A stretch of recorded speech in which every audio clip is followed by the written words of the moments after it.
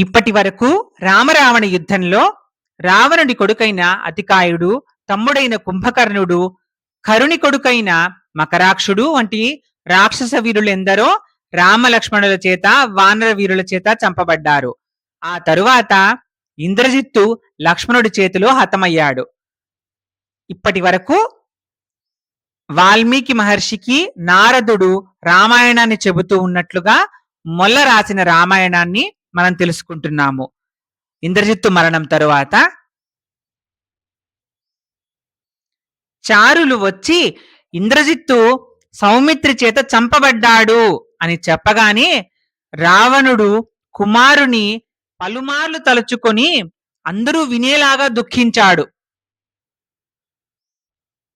అనేక విధాలుగా కుమారుణ్ణి తలుచుకుని దుఃఖిస్తూ కొంతసేపటికి తేరుకొని ధైర్యాన్ని తెచ్చుకొని నా కుమారుణ్ణి చంపిన వానిని నేను యుద్ధరంగంలో తప్పకుండా చంపుతాను అని ప్రతిజ్ఞ చేశాడు రావణుడు. అంతకు ముందు రాముడు సాక్షాత్తు ఆదినారాయణుడి స్వరూపమే అని అనుకున్నాడు. కాసేపు భయపడ్డాడు, బాధపడ్డాడు, యుద్ధం మొదలుపెట్టి తప్పు చేశాను రాముడితో అని కూడా ఒకంత అనుకున్నాడు. కానీ మేఘనాథుడు ధైర్యం చెప్పి నేను ఈ శత్రువును చంపేస్తానని వెళ్ళాడు యుద్ధరంగానికి. సరే అన్నాడు. కానీ ఆ మేఘనాథుడు కూడా చనిపోగానే మళ్ళీ బాధపడి తన కుమారుడి మరణానికి ప్రతీకారం తీర్చుకుంటానని ప్రతిజ్ఞ చేసి రావణుడు యుద్ధానికి వెళ్తున్నాడు నేరుగా. ఇప్పుడు ఎలా వెళ్తున్నాడు యుద్ధానికి? భేరీ మృదంగం వంటి పెద్ద పెద్ద వాద్యాలతోనూ, శంఖ ధ్వనులతోనూ, పర్వతాల వంటి ఏనుగులతో, వాయువేగం గల గుర్రాలతో, బంగారు రథాలతో, సాటిలేని మూల బలాలతో, కిమ్మీర వర్ణాలతో కూడిన జెండాలతో, పట్టుగొడుగులతో,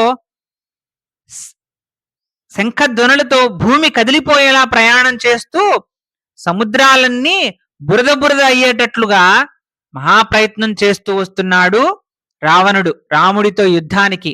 ఆ ఏనుగుల అరుపులు, గుర్రాల అరుపులు, వింటి శబ్దాలు, భటుల అట్టహాసాలు, శంఖనాదాలు దశ దిశలా వ్యాపించి ఒకే ధ్వనిగా రూపొందగా రావణుడు కోపంతో నిట్టూరుస్తూ నడిచాడు.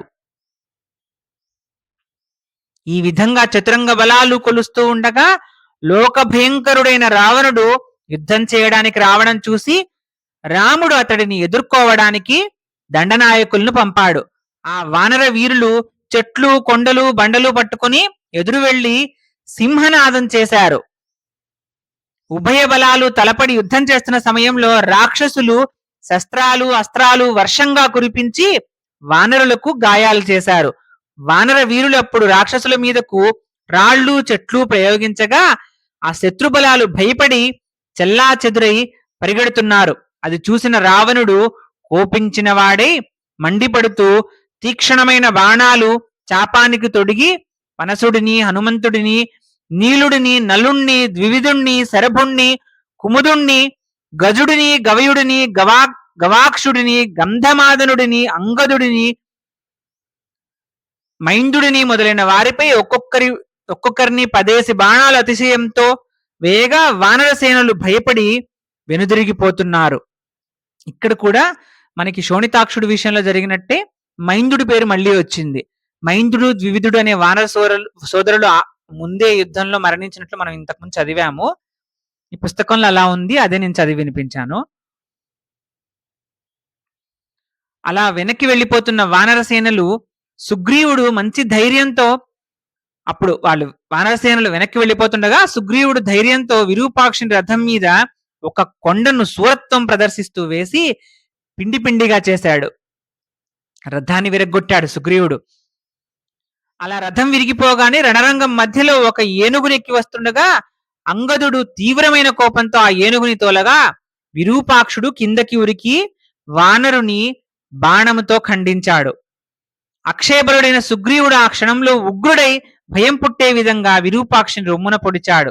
ఆ రాక్షస వీరుడు యుద్ధంలో కూలిపడ్డాడు. ఇక్కడ విరూపాక్షుడు అంటే ఒక రాక్షసుడు, రావణుడి సైన్యంలో ఉన్న రాక్షసుడు. అతని తమ్ముడు మండిపడుచు వస్తున్న సుగ్రీవుడిని భయంకరంగా ఎదుర్కొని బాణాలను జడివానగా కురిపించాడు. అంతలో కోపంతో కురిపించిన బాణాలు తగలకుండా ఒక కొండను పెకిలించి ఆ రథము నుగ్గు నుగ్గు అయ్యేలా కొట్టాడు సుగ్రీవుడు. తన భుజశక్తితో రాక్షసుడు భూమి మీదకు దుంకి తన చేతి కత్తితో కొట్టాడు. అది తనకు తగలకుండా వంగి సుగ్రీవుడు రాముడు అది చూసి ఆనందించేలా ఆ రాక్షసుని కొట్టాడు. యుద్ధంలో దెబ్బలు తిన్న రాక్షసుడు సుగ్రీవుణ్ణి బెదిరిస్తూ తన గదతో నడినెత్తి పగిలేలా కొట్టగా సుగ్రీవుడు వాణ్ణి గట్టిగా పట్టుకుని భూమి మీద పడేశాడు. అప్పుడు సుపార్షుడు మిక్కిలి పౌరుషం ప్రదర్శిస్తూ హనుమంతుని మీదకు రథాన్ని దగ్గరగా తోలుతూ బాణాలను వెంట వెంటనే నాటుకునే విధంగా ప్రయోగిస్తున్నాడు. మన రామరావణ యుద్ధం చూస్తే ఎక్కువ సోదరుల మధ్య జరిగిన యుద్ధంగానే ఉంటుంది. ఇటువైపు రామలక్ష్మణులు ఉంటారు, మైందుడు ద్వివిధుడు అనేవాళ్ళు ఉంటారు. సుగ్రీవుడు వాలి కథ మనకు తెలిసిందే, వాలి ముందుగానే మరణిస్తాడు ధర్మాన్ని పాటించకపోవడం వల్ల. ఇటువైపు చూస్తే కుంభకర్ణుడు రావణుడు ఒకవైపు, రావణుడి తమ్ముడైన విభీషణుడేమో మళ్ళీ ఇటువైపు ఉన్నాడు. అలాగే ఇందాక మనము చూసినటువంటి విరూపాక్షుడు అనే రాక్షసుడు, అతని తమ్ముడు కూడా హనుమ మీదకి వానరుల మీదకి యుద్ధానికి వచ్చాడు. అంతా వీళ్ళంతా సోదర బలాలు, ఒకరి కోసం ఒకరు యుద్ధం చేసినట్టే ఉంటుంది చెప్పాలంటే. సోదరుల మధ్య జరిగిన యుద్ధము, ఒకవైపున విభీషణుడు, అటువైపు రావణుడు ఉన్నాడు కదా, కాబట్టి సోదరుల మధ్య జరిగిన యుద్ధంగా కూడా చూడొచ్చు. ఈ రామాయణంలో యుద్ధ విశేషాలను గమనించినప్పుడు ఓవరాల్ గా సోదరులతో జరిగిన యుద్ధము, సోదరుల మధ్య జరిగిన యుద్ధము, సోదరుల కోసం జరిగిన యుద్ధము.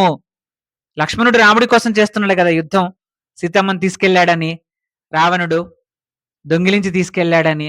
సో మనము గమనిస్తే సోదరుల మధ్య జరిగిన యుద్ధము, సోదరుల కోసం జరిగిన యుద్ధము, సోదరులతో జరిగిన యుద్ధము అన్నట్టు నాకు అనిపించింది ఇది చదివినప్పుడు.